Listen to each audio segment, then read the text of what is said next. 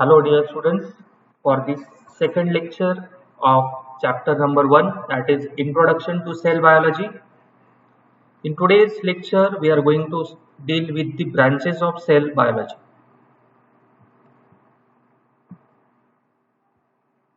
So chapter number 1, Introduction to Cell Biology, lecture 2, Branches of Cell Biology. I am Amol Handore, working as an assistant professor at Department of Zoology, KTHN College Nasik. Welcome you for this second lecture. So let's take a brief recap of the previous lecture.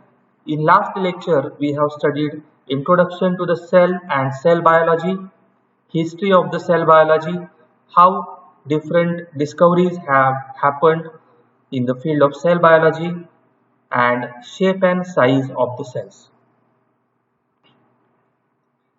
The study objective for today's lecture is to study different branches of the cell biology. So let's start with today's topic, branches of cell biology. So since cell biology is one branch in life science, is like an interdisciplinary science. So it can be combined with other branches in different way. So due to which there are different branches of cell biology. What are these branches? Like cytogenetics, cytotaxonomy, cell physiology, cytopathology, cytochemistry, molecular biology and ultrastructure of cell, cytoevolution and cell ecology, finally the cell culture. So we'll study all these 9 branches in detail. Let's start with the first branch, that is cytogenetics.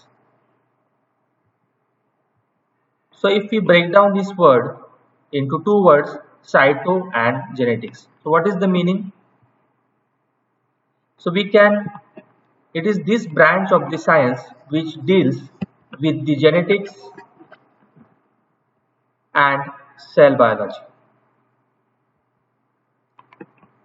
So the cytogenetics deals with the molecular basis of inheritance. What is inheritance? Transmission of characters from parent to the offspring.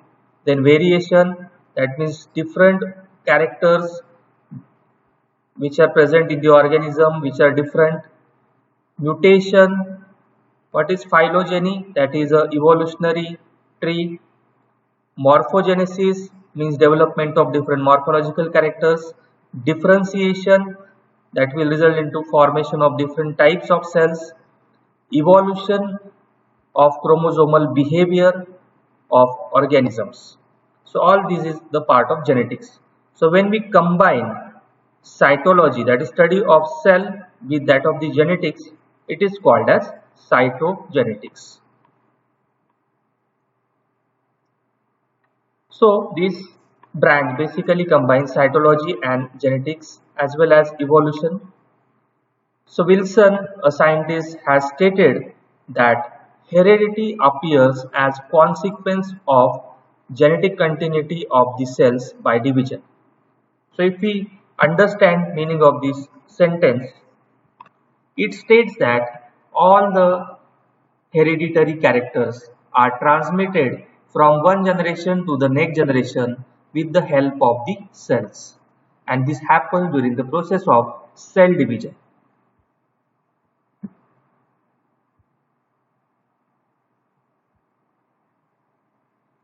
So in cytogenetics we study different patterns, even we study the chromosomes. So this is an exciting field of the life science where we study number and structure of human and animal chromosomes. So we know that every organism have a definite number of chromosomes in its cell. Sometimes there may occur changes in the number or structure of the chromosome, and that can result into various problems like growth related problem, development related problem, or even body functioning related problems. So these can be called as different type of syndromes. Now how these chromosomal abnormalities can happen? It can happen at any one of the point, like when egg and sperm cells are developed, or even during the development of the fetus or the newborn baby, or development of the baby inside the mother, even after the birth of the baby. In any cell of the body, this change in the number of chromosome may happen, and if this structure or function of the structure or number of chromosome is affected, it will result into many problems. So what can happen if changes in the chromosome structure happens? It can disrupt the genes. It can cause the problem in the protein synthesis process. So because there may be some genes which may be missing or they may be faulty. Now, depending on size, location, timing, structural changes in chromosome can lead to birth defects, syndromes, or sometimes it can even lead to the cancer. That's why the knowledge of cytogenetics is very important. Even sometimes chromosomal changes have no effect on the person's health. So sometimes it may have a very dangerous effect, or sometimes there are no effects as well. So these cytogenetic analyses are commonly performed during the pregnancy to determine the risk associated with the baby. So if there are more risks, the doctor will not allow that pregnancy. It may be terminated. So what problems can arise due to these cytogen or the different risk associated with include common aneuploidy. So what is aneuploidy? That means there may be extra chromosome or there may be one chromosome missing. Such type of conditions are called as aneuploidy, and due to this extra or less chromosome, different syndromes are developed. Sometimes the syndrome can also result by the structural abnormalities. That means the structure of the chromosome is not normal, but it has some part missing or some extra part in the chromosome, that is called as structural abnormality. So to determine whether the chromosome is normal or it is faulty, the type of analysis is done which is called as cytogenetic testing. So this cytogenetic analysis can be performed before the birth of baby, or it can be performed even after the birth of the baby.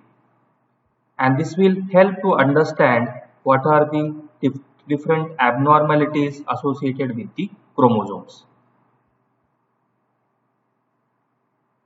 And by getting this information, more accurate diagnosis can be made and proper treatment can be given to the child. Now, various information can be obtained by the cytogenetic testing, and it is very useful during the reproductive discussions. So if there are chances of these different syndromes, then these counselor can tell whether to have that baby or whether to abort the baby. That information can be obtained. So in today's world, diagnosis and treatment of several leukemia, lymphoma, as well as solid tumors, all these different diseases, the knowledge of these can be obtained from the cytogenetic testing or the analysis. So what is the significance of cytogenetics in the identification and synthesis of hereditary material? It also helps to understand the genetic code which is responsible for the central dogma of life. Hybridization for development of superior quality of crop varieties. So by the knowledge of cytogenetics, we can develop superior varieties of the crops. It helps us to understand genetic and phenotypic expression. That means what is the genetic makeup and what phenotype or the external appearance will be produced by that genotype. It helps us to control growth and understanding the role of genes in the mechanism of evolution. That means how the genetics plays an important part in the process of evolution. So in all, we can say that by studying the cytogenetics, we get various aspects of the organism on the basis of behavior of its genetic material. So this is all the useful aspects of the cytogenetics to the human beings. We come to the second branch of the cell biology called as cytotaxonomy. So if we divide this word into two words, cyto means cell, related to cell, and taxonomy, that means systematic arrangement, nomenclature of the organisms. So taxonomy is the branch of biology which deals with relationship and classification of organisms using comparative study of the chromosomes. So you must have studied taxonomy in the first semester, where you must be knowing that all organisms can be classified, they are given name, and they are organized into different groups with the help of taxonomy. And to do this taxonomy, different tools are used. So one of the tools is called as cytotaxonomy, where by studying the cell, we can classify the organism into different classes. Now we know that every species has definite number of chromosomes in its cell. Hence, by knowing this knowledge, we can understand the organism in terms of the shape, size, habitat, and behavior.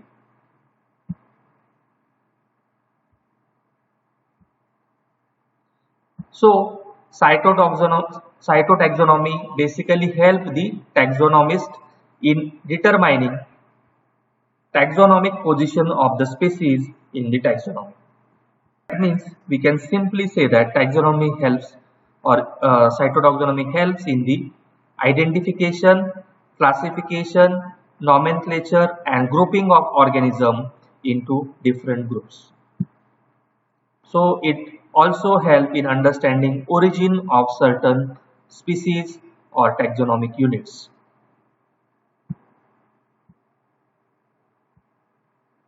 We come to the third branch of the cell biology, that is cell physiology. Cell physiology is the biological study of activities which takes place inside the cell to keep it alive. We know that a cell is not stagnant.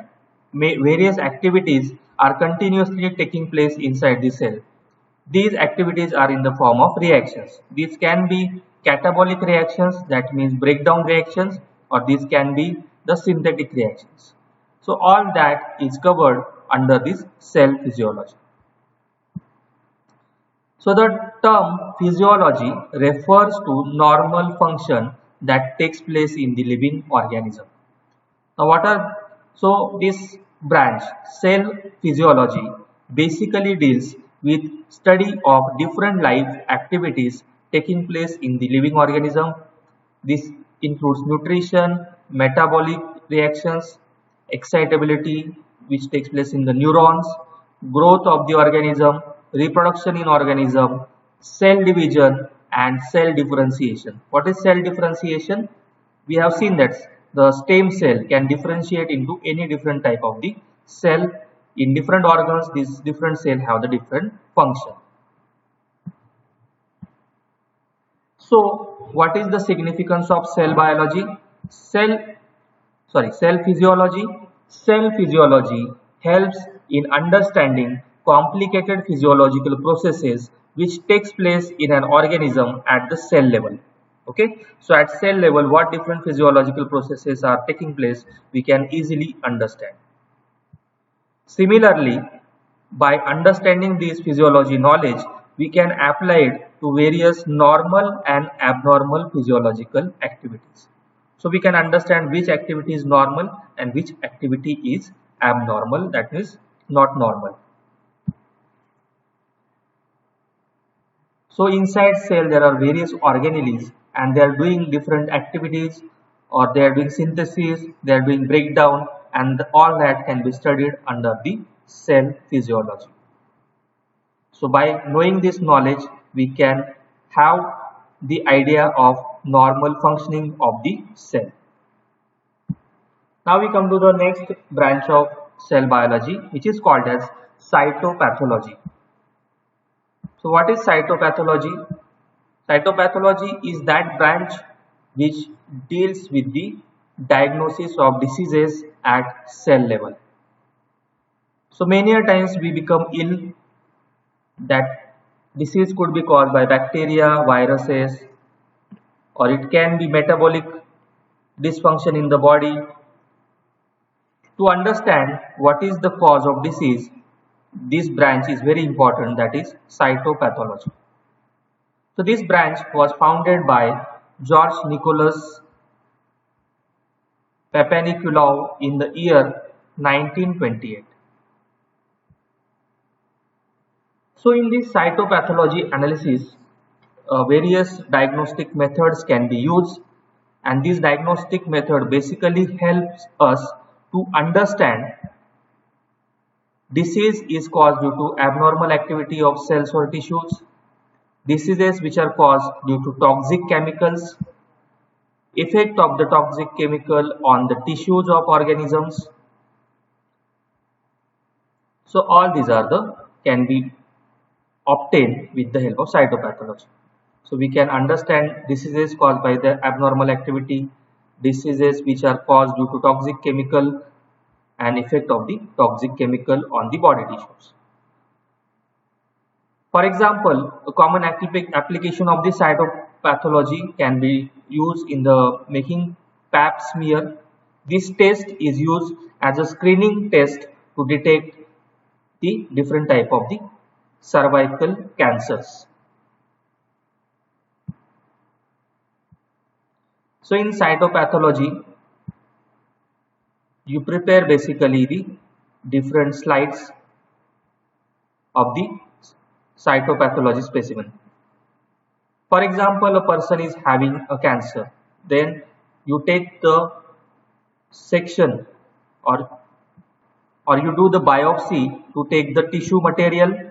Then that tissue material is sectioned with the help of histology techniques. It is stained, and then you can understand by doing the histopathology which are the normal cells and which are the cancerous cells. So here we can see the normals, a micrograph of a cytopathology showing a cluster of the cancerous cells. So by doing this histopathology, you can easily make out that the person is having a cancer. So this technique not only useful for understanding the onset of the diseases, effect of different chemicals on the body, it also helps to determine the cause and the nature of the disease.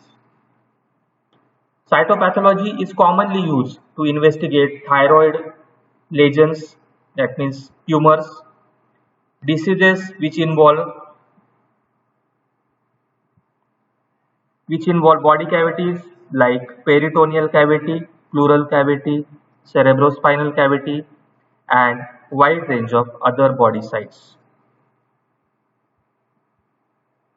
It is also used as an aid for the diagnosis of cancer. We have already seen. So, cytopathology, we can simply say that it is a close relationship between cytology and pathology on one hand and medicine on the other hand. So, by using cytopathology, we can understand what is the disease, which may be the causative agent, and by using medicine, we can treat that particular disease condition. Next branch of the cell biology is known as cytochemistry. So if we divide this word cytochemistry, that means chemistry of the cell. So cytochemistry is simply the biochemistry of cell, in which we understand which biomolecules are responsible for the structure of the cell and function of the cell. So there are basic biomolecules like proteins, lipids, carbohydrates. So we can study those which are forming the different organelles or parts of the cell, and we can even understand their function. This term cytochemistry is also used to describe process of identification of biochemical content of the cell. That means the cell is made up of which biochemical molecules. These may be proteins, carbohydrates, lipids, or other molecules or nucleic acids. So these cytochemistry studies helps to understand the physicochemical and chemical composition of the living matter or living organisms. And this cytochemical analysis also indicate presence of biomolecules like presence of carbohydrates, proteins, lipid, nucleic acid, and other organic or inorganic component of the cell can be identified with the cytochemical analysis.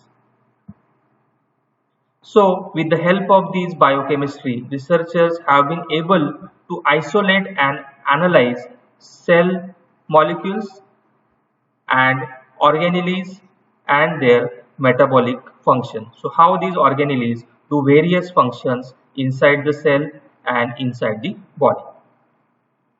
So, this is called as cytochemistry. We come to the next branch, that is called as molecular biology. So molecular biology and ultrastructure. In this branch of the cell biology, we study the ultrastructure of the cell organelles, how these different cell organelles perform different function, cell membranes, their molecular organization. All these can be done with the help of electron microscopy technique.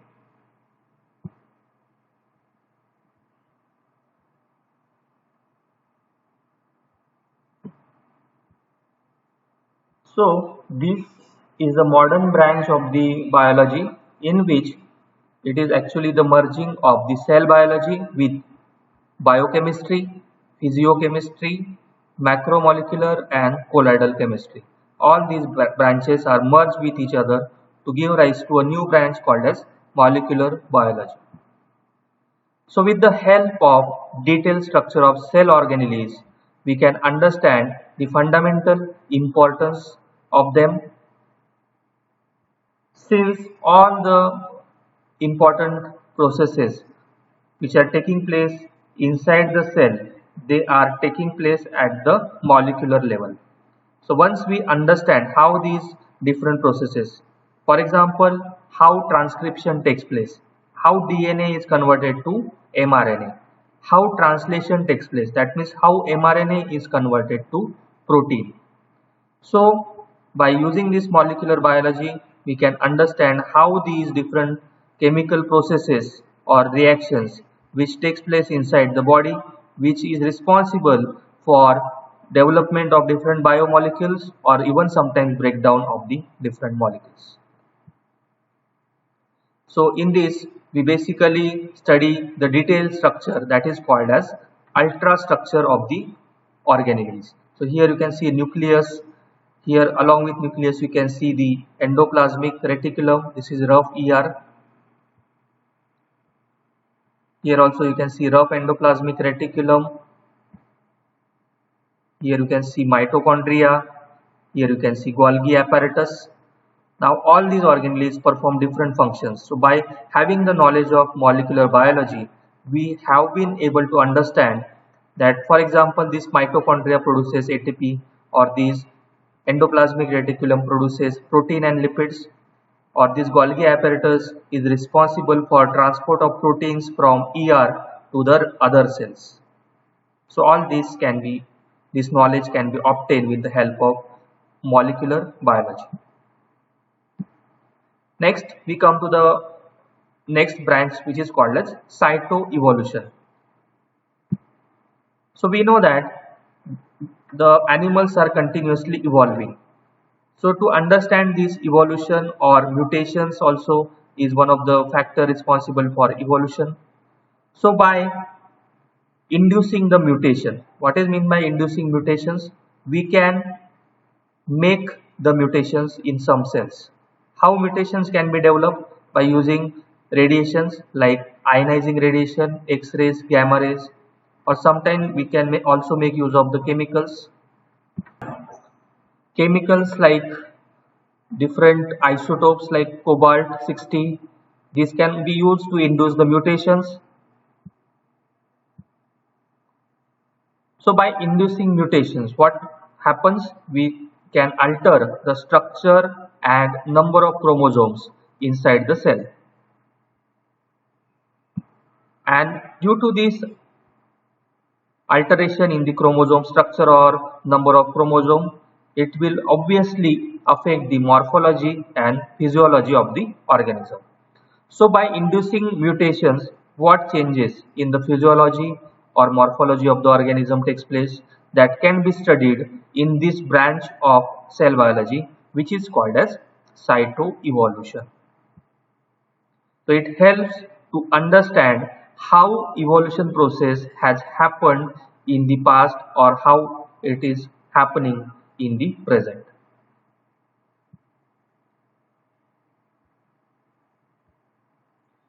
Next branch of cell biology is known as cytoecology.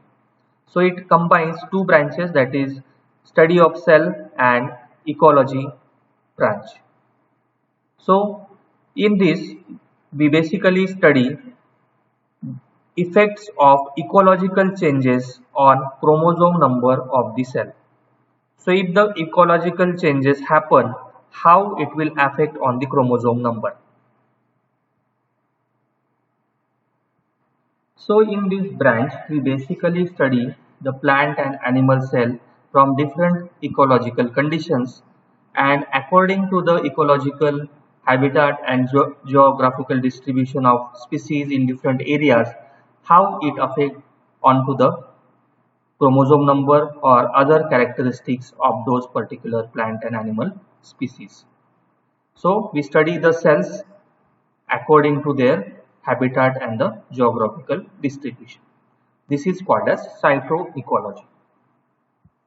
The next branch of the cell biology is called as cell culture. So what is cell culture? So we can extract the cells from the body and we can culture them in the petri plates. That is called as cell culture. And by culturing these cells, we can study these different cell lines to understand disease or different molecular processes which are taking place inside the cell. So cell culture refers to removal of cell from an animal or plant and their subsequent growth in a favorable artificial environment. So this artificial environment is provided in the form of a culture medium. So this culture can be done on petri plates or it can also done in the liquid medium in the flask. So by doing this culturing of the cells in vitro, that means in the glass material like glass plates, we can understand the basic cell biology. So we can study DNA replication, transcription, that means DNA to mRNA conversion, translation, that means protein synthesis where the mRNA is converted to protein, energy metabolism, how the ATP molecule is produced by the mitochondria, how it is utilized in different biogeochemical cycles.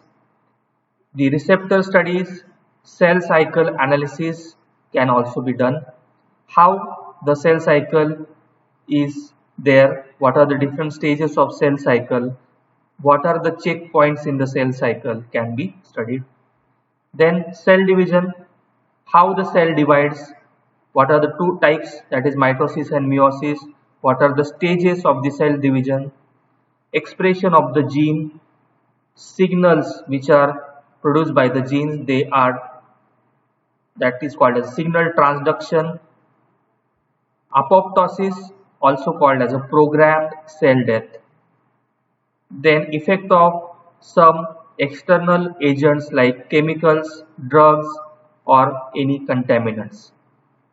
Even we can study the effect of radiation and population kinetics in the cell culture.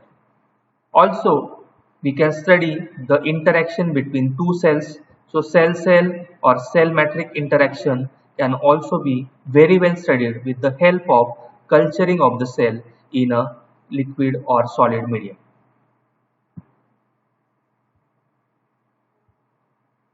So by using this cell culture, we can understand disease processes better, especially the cancerous conditions, malignancy, isolation of viruses can be done, vaccine production can be easily done, and production of biologically important biomolecules can be easily achieved with the help of cell culture. So this is most commonly used in the pharma field. Even it is used to understand cell genetics, so we can understand the different basic processes. Mapping of the gene is possible on the chromosome. So where the genes are located on the chromosome can be done. Even we can develop the monoclonal antibodies. These antibodies have a very important therapeutic uses.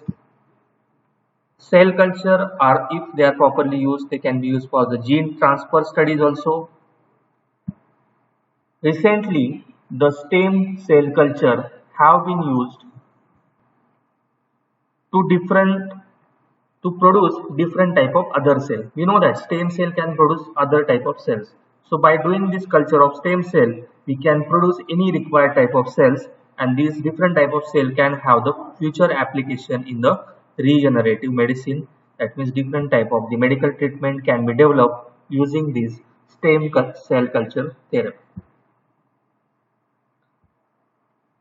Therefore, in all these above techniques, plant and animal cell culture have been proved to be a very important milestone for the research laboratories. In this picture, we can see how the cell culture is done. So, extract the cell from a organism.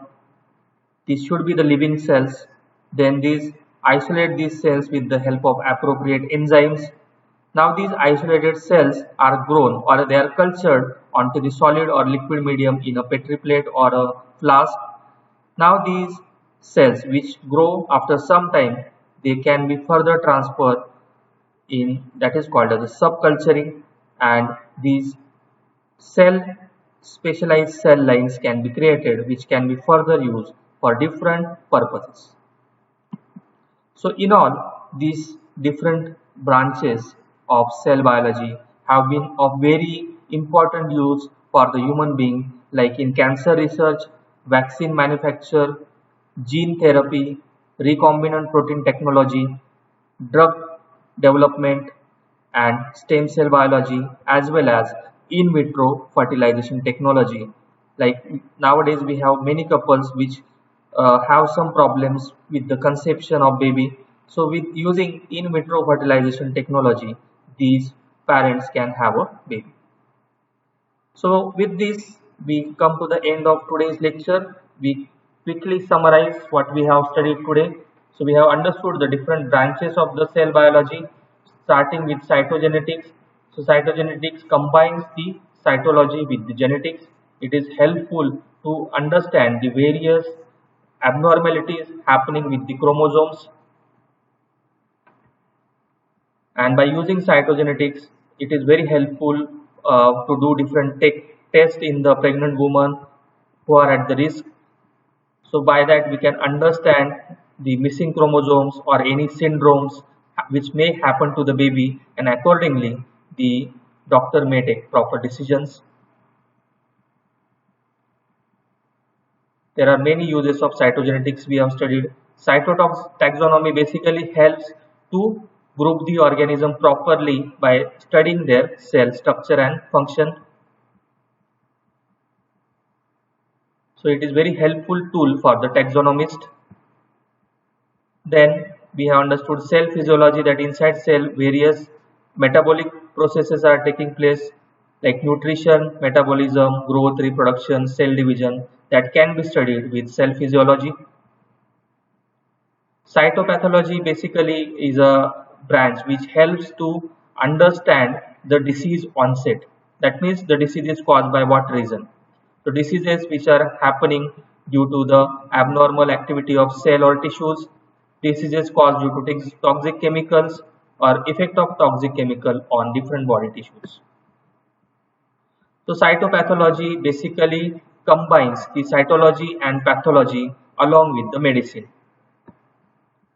Cytochemistry basically helps to understand the structure and function of the cell. That means cell is made up of what biomolecules and what function these biomolecules have inside the cell.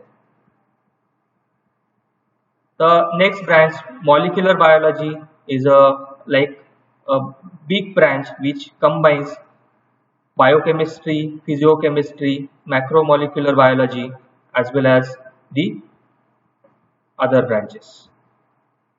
So by understanding the ultrastructure of different organelles, we can understand the basic biology and it is helpful for the human beings. Cytoevolution, we can induce mutations and we can analyze how evolution actually takes place by doing these experiments. Cytoecology, we can understand how the chromosome number may be different according to the ecological conditions like habitat and geographical distribution of animals in different areas of the land.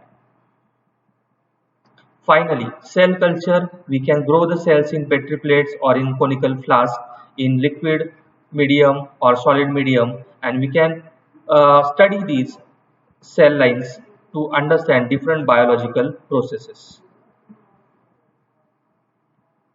And these cell culture has tremendous scope in the different branches like cancer research, vaccine manufacture, gene therapy, stem cell biology, drug development, recombinant technology and in vitro fertilization technology.